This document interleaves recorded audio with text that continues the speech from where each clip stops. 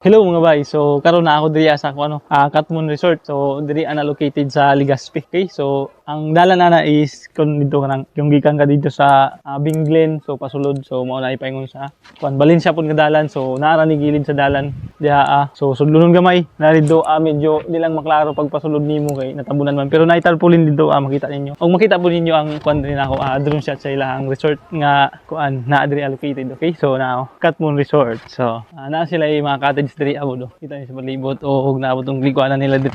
Okay, so naliguan nila. O na pang bata, na pang daggo. So nice kayo bugnaw kay tubig nila diri. Og naabot si Ma'am dito. Shout out kay Ma'am diha.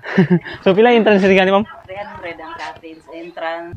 Okay. So kung maaari mo diri ang cottage, o gana kasi silang cottage. Pwes ko kayong hangin diri so 300 ang cottage o entrance sa mga tao so tag 20. Hayra kayo, barato ra kayo ilang entrance diri. Oh, pwes pa kayong hangin diri. So shout out kay Ma'am diha.